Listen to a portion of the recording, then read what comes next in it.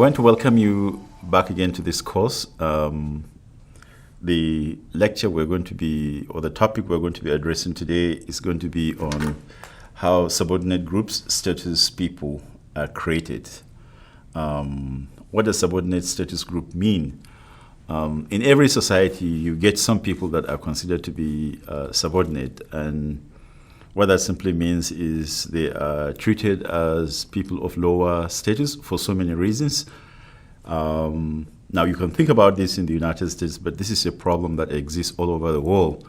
When you go to Japan, you go to China, you go to Britain, you go to France, you go to Latin America, you're going to find out that there are certain groups of people that are treated as subordinate. So this is a general issue that all human societies deal with. Even though in this lecture, I'm probably going to be dealing a lot with the United States, but just understand that the relevance of the concept applies beyond the United States. Now, how is this relevant to the subject matter of this course, which is on social welfare? Well, remember that social welfare professionals engage in advocacy. They have to advocate. And if they are going to advocate for certain people, especially people who are socially marginalized in society, they need to have an idea of how these people experience their subordinate status position in society. So this can be, understanding this discussion is going to be relevant for advocacy. The other thing is justice. The struggle for social justice is at the center. It's one of the competency areas or core competency areas of social work. So as we delve deeper into this issue of subordinate groups, for instance, this lecture is going to be on how they are created, and then the following lecture is going to be on the consequences of being in that kind of group once it is created. So this discussion is going to be, or this lecture is going to be relevant to the question of justice. What does justice really mean in a society where there are people that are treated as subordinate? And then it also deals with human dignity. So human dignity is very important in every human society, and social work considers that to be one of its core goals and objectives. In other words, human beings have dignity, and the dignity they have ought to be respected. It doesn't mean that they have to come from a particular racial group, or they have to come from a particular gender group, or they have to be wealthy or something like that. So what this discussion is going to help you understand is just an appreciation, or help you develop a commitment to appreciating people for who they are because of their human dignity. Now, you know that we have the United Nations Declaration, Universal Declaration of Human Rights. And for those of you who do not know, it was something that came up after particularly the Second World War, when people saw the way people were just terribly treated even in Europe. There's no any minimum level of human dignity that was respected. People were treated just anyhow. They were killed just anyhow. And that was why this United Nations Declaration of Human Rights came into existence to say that, well, irrespective of somebody's national origin, irrespective of their religion, irrespective of their social class or anything related to their status, there's a certain minimum level of dignity that they have. Nobody can treat them below that level of dignity. And then finally, the question of social welfare. As you know, this course is about social welfare history. So if we are going to engage people's conditions and then come up with certain social welfare policies, we really need to know what it means for some of them to live existentially. And when I say existentially, I mean really living something in real life, what it means to be like a socially marginalized person. I can study what it means to be socially marginalized intellectually, but what does it mean to really experience it? And there are people in the United States who come from privileged backgrounds, but because they want to really know exactly what people who are socially marginalized experience, sometimes they go on retreat to live as socially marginalized people so that they can get a feeling of what it means to be that way. Okay?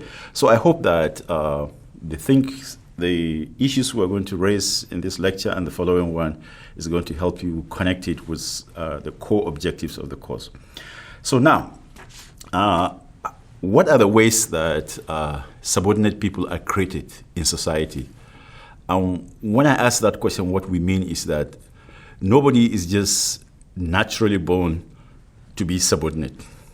Subordination is something that is created in society based on culture, based on history, based on other things. Okay, so what I'm going to do now is to identify to you several ways in which a subordinate group is created in society. Now, this can happen in the United States, but as I said much earlier, this is also applicable to other societies, but I do not have the time to get into that. So the first way that a subordinate group is created is through migration. The immigrant is set apart from the dominant group because of physical traits and religious differences. I think this is very obvious. For those of you who is listening to this, who are listening to or watching this lecture, you would notice that I'm not a person who is native born in the United States. You immediately sense that because of the way I speak and other things, okay? So if you are a subordinate person, migration can just bring you out very quickly because of your traits. Once somebody told me that, oh, you are black, but I can differentiate somebody who is a black person born and raised in the United States and somebody who is an African immigrant just by the way they walk on the street. Okay? Now, I do not know how this person is able to do that, but the traits, there are certain traits that people have either in appearance or in the way they do certain things, and these are some ways that distinguish immigrants from people who are either native born, and then the immigrants are now treated as subordinate, okay? And then religious differences. Now, I am an immigrant in the United States, but because I'm a Christian, there's a way in which it helps me adjust much easier, because when I go to church, when I hear any teaching about Christianity and things like that, it's not something really new to me. It was something that I was raised in. But imagine, there are people in this country who are not Christians, but they are also American citizens, okay, or permanent residents or something like that, okay? So the idea here is that because of their religious differences, they can easily be singled out and identified as being different, okay? But the kind of society we're trying to build here is a society that recognize the full humanity of everybody, irrespective of national origin, religious differences, and things like that. Then the second thing under migration is the transfer or movement of people from one location to another. Well, to give you an idea, migration can be within a country or it can be international. I don't have the time to get into that, but within the country simply means like somebody moving from Chicago to Minnesota, or somebody moving from Minnesota to Texas, or from Texas to Minnesota. Okay, this is migration within the country. While there are certain challenges that somebody confronts when they engage in this kind of migration, but still, it's not as challenging as moving from one country to another, which is called international migration. When we talk about international migration, quickly, there are two distinctions that people sometimes make. There are people who are permanent migrants, which means they have migrated and they are going to be there permanently. Their intention is to remain there permanently. But then there are people who are called sojourners. Sojourners are people who move to a place, but maybe they come here just to work during the agricultural season, and then once they get some money and something like that, they go back to, let's say, either Mexico or somewhere in Central America or something like that, okay? So they are sojourners. They don't have the intention of staying permanently in the new place that they have moved to. And then third, it is important also to make a distinction between what we call emigration and immigration. They sound similar, but they are different. When we use the term emigration or to emigrate, we are talking about that from the perspective of the country the person is living. So, for instance, I am originally from West Africa. So, from the perspective of the country I left in West Africa to come to the United States, I am an emigrant. I left that country, so I am an emigrant. But from the perspective of the United States, the country that I have moved to, I am an immigrant. Okay? So, immigrant is a term that is used to refer to somebody settling in a place from the perspective of the country that is hosting the new person, whereas emigrant is from the perspective of the country where the person is really living. It is important to know this distinction.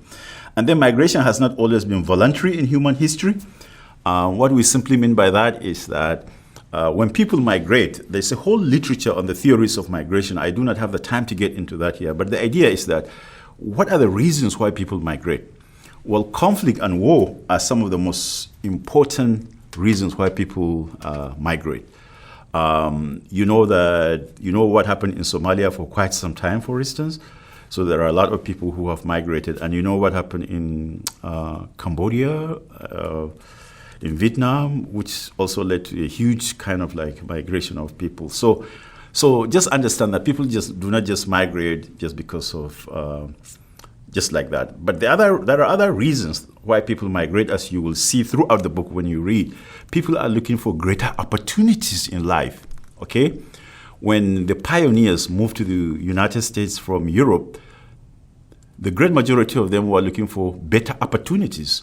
And when I say better opportunities, I just want to leave it there very broad. For some people, better opportunities means freedom of expression, freedom of religions. For some people, means owning land or opportunity to make money or something like that. It is up to the people, but they are looking for better opportunities.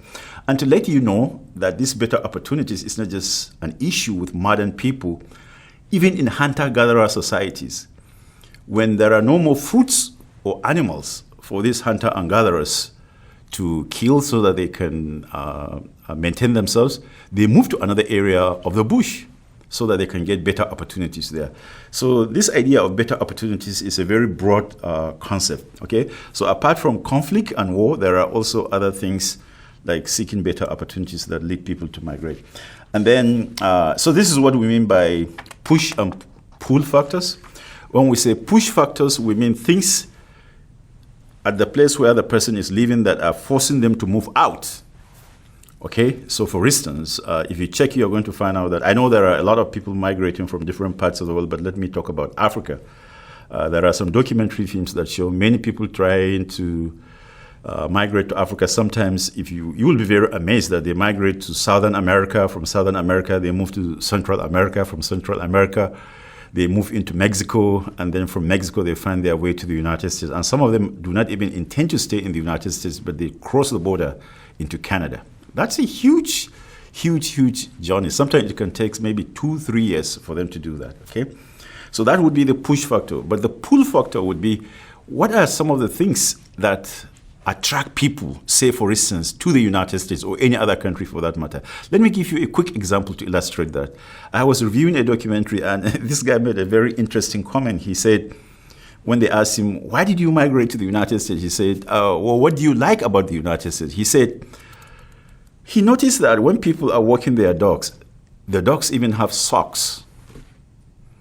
He said, this is amazing that they are concerned about the feeling of the dog, that the dog, even the dog, his feeling is being concerned that he has socks. You know? Now, there are people in other human, I'm sorry to say, but I have seen this myself, where human beings treat other human beings less than even a dog in another country, okay? So this is just to give you an idea of pull factors. I'm just giving you just one example, but the idea of freedom, the idea that you have the freedom to practice either your religion or to be who you are, insofar as you do not violate the law, you are free to live. We may take this for granted in the United States, but there are many people who find this really, really very attractive, and that's why they are pulled to this place. Now, key elements of the other point I want to make is that migration has increased in the 21st century. There has always been migration in human history, but the intensity of migration has increased in the 21st century. And there are reasons for that. One major reason is because of globalization. So let me give you an idea of how globalization can increase movement of people. One, compression of time and space. What do I mean by compression of time and space? Compression of time and space is that, for instance, it's afternoon here in Minnesota, but in some parts of Asia, like Japan, probably it is already into Wednesday, okay? So we have so much time difference between us. But globalization through technology means you can just send a text message to somebody, and this text message would cross thousands of miles, and within a short time, you will get a response. So compression of time, even though we have time differences, but technology has brought us closer.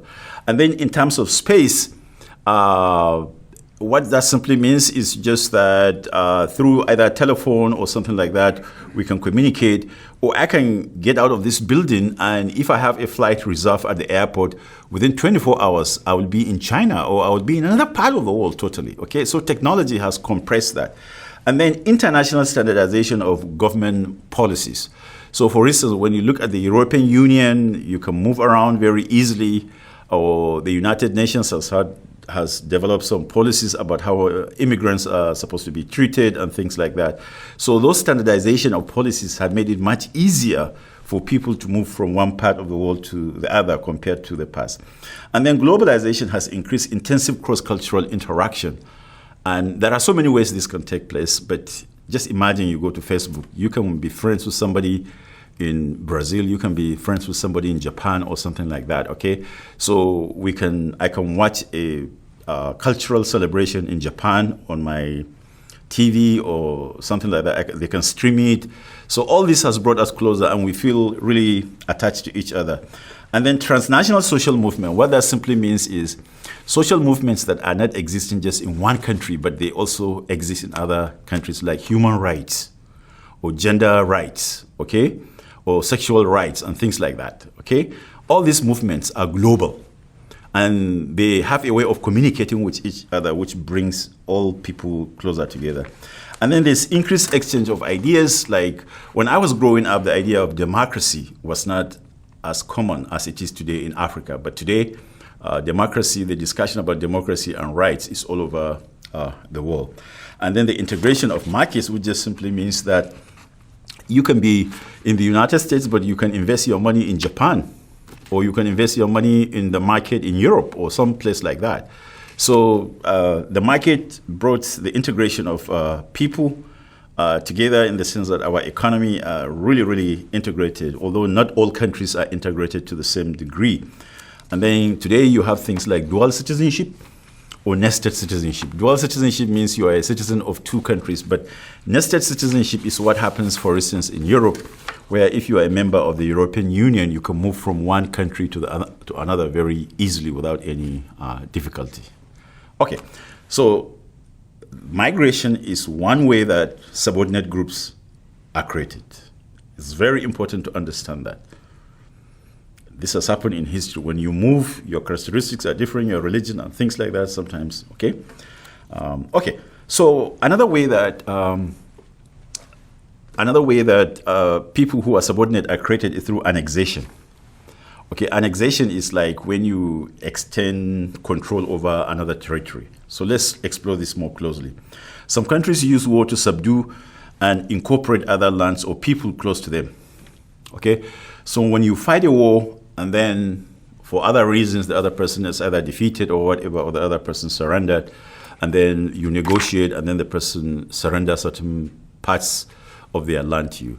A good example of this is the US-Mexican War and the Treaty of Guadalupe Hidalgo, where a good part of the western part of the United States used to be part of Mexico, but the treaty led Mexico to allow the United States to annex those parts, okay? So that is one way that subordinate groups can be created. And what do we mean by subordinate groups can be created this way? Now, the Mexicans who used to be living in the areas that were annexed by the United States after the Treaty of Guadalupe Hidalgo in 1848 used to be feeling like this is our own land, we own it. We are, if you like, the majority or something like that. But now, when they were incorporated, when they became incorporated into the United States, they became minority. And some of them experienced situations where they were not allowed to speak their language the way they would have loved to, or they would have to be educated in a different way and all sorts of things like that.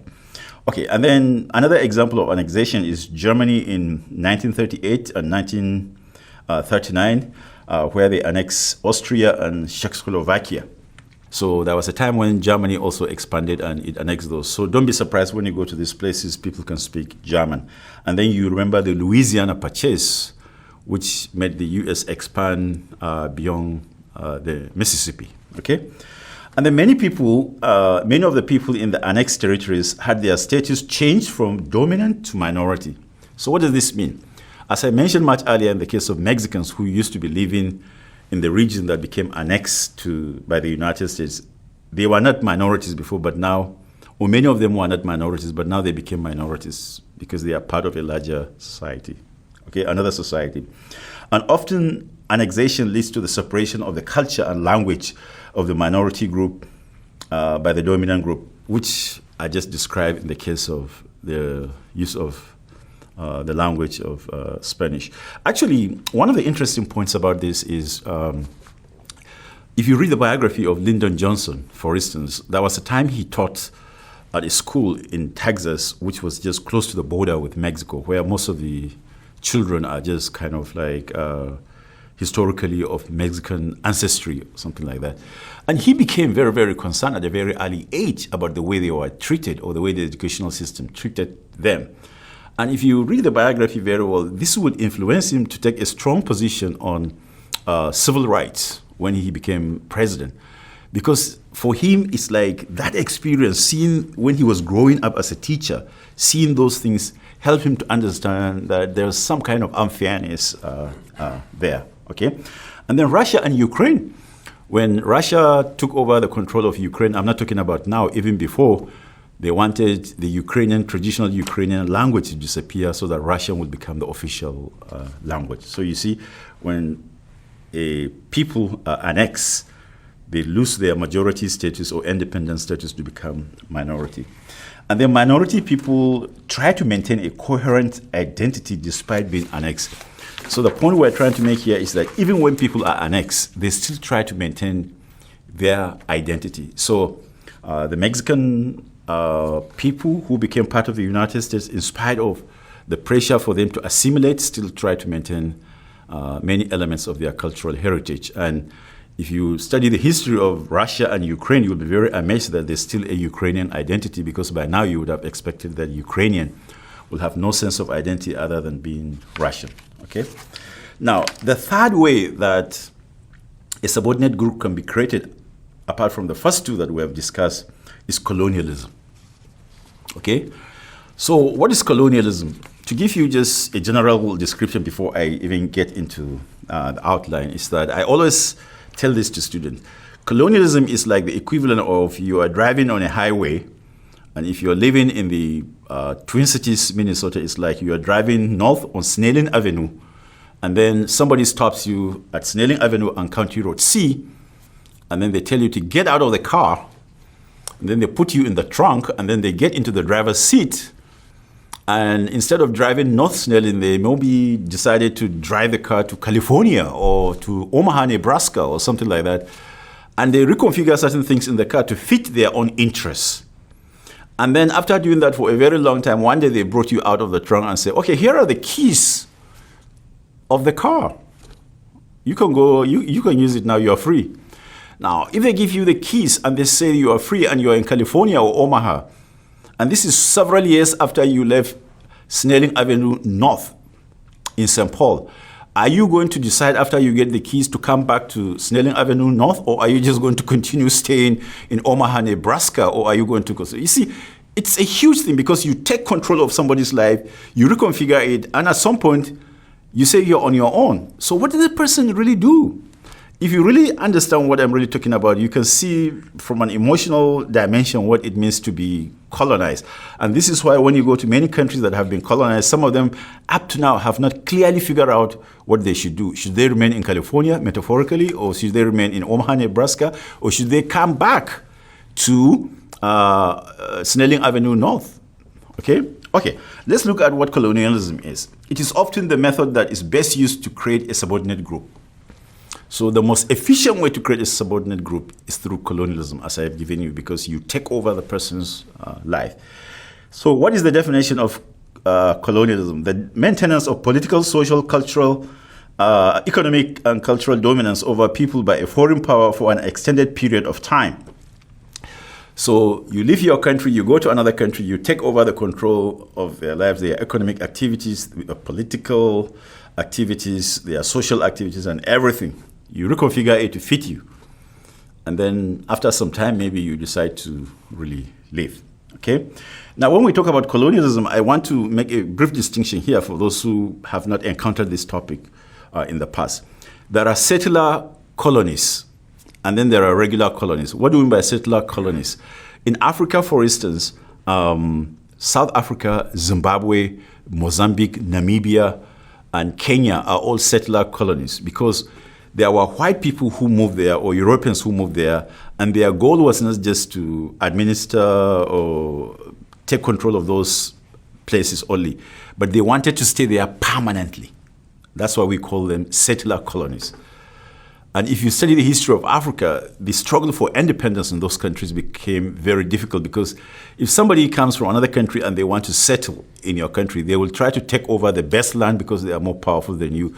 They will try to reconfigure a lot of things to fit their own interests. So when you start looking for independence, it's a much more serious political struggle compared to other, say for instance, countries maybe that were colonized indirectly.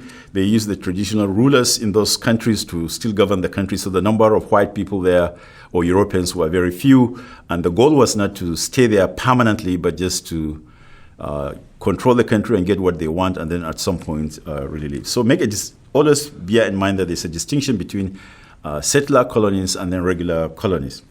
Okay, colonialism does not require annexation of the conquered territory by the dominant nation. Well, this is obvious.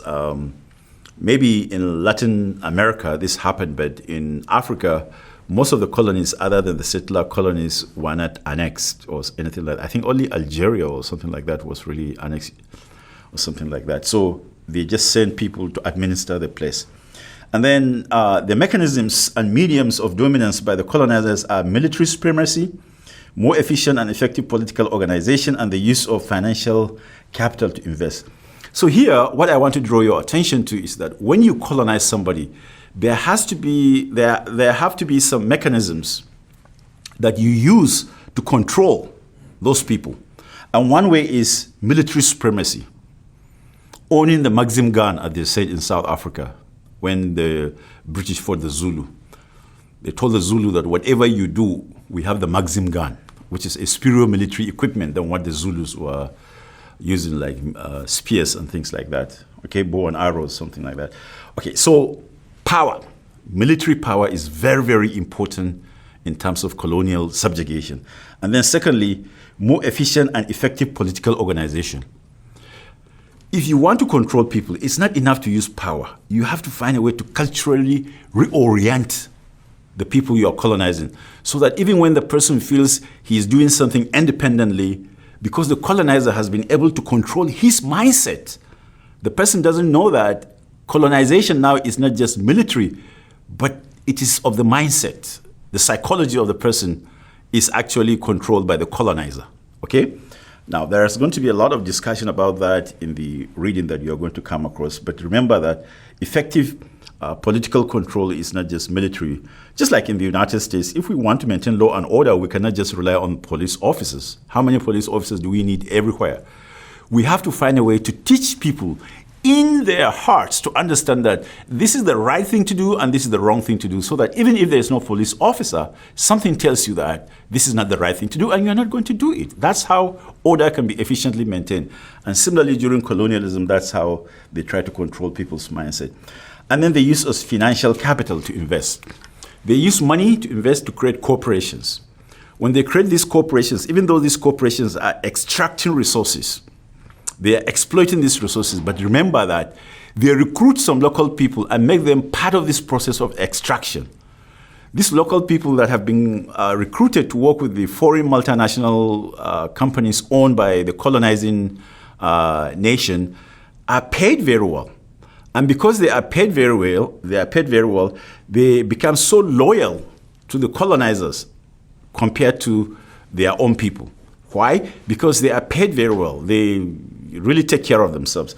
So this financial capital is a serious issue. You cannot understand how foreign corporations control other countries without understanding how they recruit people from the local people and treat them very well. And those local people then became like agents, more loyal to the foreign corporations. So I think the other concluding part of this is just that the colonizing nation exploit and dominate the colonized people or nation. I have already explained this. And then the colonized people are restricted to jobs that are manual with low pay as their labor is devalued. So here we're talking about the kind of jobs that subordinate people receive when they are created. They are not given the best jobs, okay? They are given certain jobs that are considered menial. If you study, you're going to see in the history of this, for instance, in the history of the United States, you're going to see that, say for instance, somebody like W.E.B. Du Bois, who is the first African-American to get Ph.D. at Harvard University, when he got it, how many people at that time in the United States got Ph.D. or even bachelor's degree? But he couldn't get teaching in any mainstream school. He had to go to some of this historically black school because he was a black person, okay, even though he was well qualified. And then the land and natural resources of colonized nations are taken over by the colonizers. I've already mentioned that. So they created these corporations that extract mineral resources and things like that. Generally, colonialism has ended in the 1980s. So what we have today is called neo-colonialism. So what is neo-colonialism? Neo-colonialism is a situation where there is nobody directly controlling you, but they use certain indirect mechanisms to control you. Okay? So let me give you an example in the United States, if you're going to use it in a metaphorical way. Like, if you understand how the system really works, okay, we don't have slavery in the United States. It's not condoned, not only in the United States, but in many other parts of the world, it is not condoned. But you can have a system where people can go and borrow money, and then you go and lobby and make sure that they pay like 30% interest or 25% interest. So if I loan you money and you're paying 30% interest or 25% interest, I can go and be playing golf. And you may think like this person is unemployed. Well, anytime you go to work, for every hour you work and you're paid, a certain percentage of that dollar comes to me. Okay? And this can continue just like that. So debt can be another new kind of, if you like, domination. So in the same way that happens in developing countries, neocolonialism means through politics, through economics, through education, developed countries control these countries that used to be colonized or whatever. So if you go to many countries that used to be colonized, if you get your educational qualifications from a Western country, when you go back, you're considered to be more kind of prestige, having a prestigious qualification because you got your education from the United States, from Spain, from Britain, from Germany, or Edinburgh, Scotland, or something like that, okay? So that's the way things work. Like most of the theories that most of these people use in their education are produced in the Western nations, okay? And so these are also another direct means of control. And then there is also indirect means of control through loans. Loans are legal, but there are certain things around them that make developed countries control developing countries. So this is what we mean by neo-colonialism. It's not direct colonialism, but indirect. And then limited resources are left for the colonized people, which result in conflict. So what are we saying here? What we're saying here is that when foreign corporations extract many of these resources and they find a way like transfer pricing, there are certain ways in international business that they are able to use to extract a lot of resources without ensuring that the local people in that country get most of it, but actually the multinational corporation get most of it. So the little that is left in the former colonized country now, or the colonized country now, becomes a scarce resource that is a source of competition by different groups. And when the competition starts, it brings religious conflict, it brings ethnic conflict, it brings racial conflict. You cannot understand the situation in South Africa without understanding this, okay? It's very, very important to understand there are limited resources, and so religion, ethnic group, racial, whatever can be used. Of course, most of the people in South Africa are Christians, although there can be differences among them. But if you go to other countries in other parts of the world, you find out that religion is one of the ways that people compete for scarce resources, the little that has been left. And this can always be creating tension. And then finally, the point I want to make is just that inequality between the colonized and colonizing nations leads to migration from the colonized nations. So what does this mean? So what this simply means, and let me be frank with you, there's no reason why I should hide it. The reason why I came to the United States is because I did not feel the country I was born into would give me all that I wanted. Somebody can sugarcoat this in another way or something like that, but that's a fact. For the most part, if people can get what they want where they are probably not going to move anywhere. Let's be frank about that, okay? So because of the legacy of colonialism, not only colonialism, but maybe the kind of leaders that were produced after colonial rule who end up being corrupt and exploiting the country or ensuring that any development that took place favored a small group of people ignoring the majority, what ended up happening is that many young people feel like they do not have an opportunity to develop and thrive or to flourish in that country. So they start looking for alternative opportunities to move out. That was, for me, the situation that I got through. I grew up very poor. I had to go through religious discrimination because I was a religious minority, ethnic discrimination because I was an ethnic minority, and then I was from a poor socioeconomic background. I didn't have any godfather who would help me get position in government. Even if you are employed, you need to know somebody in order to move up. It's not based on merit, all those kind of things, right? And that was the time when I decided to go to the library and get the names and addresses of universities in the United States. And I copied them and wrote 60 letters and mailed them out. And it was the response of one of those letters that helped me to get a MacArthur Fellowship to come to the University of Minnesota to do my Ph.D. And that fellowship was free. Okay, so I got an opportunity. Why did I start looking for that? Because I felt like if I stay there, if I stay back where I was, yes, it is my country of birth, but given what I was going through, I was not going to be able to make progress. This story that I told you this story that I'm telling you is similar to a lot of people. If they were able to get what they really want in life, where they were born or something like that, they may travel somewhere for a visit, but they would probably just go back to their home country or hometown. So I hope this gives you, this lecture is just about how subordinate groups, or if you like, minority groups are created. The next lecture we're going to look at is when these people are created, what are the consequences of being a minority person or a person of subordinate group status? Thank you very much.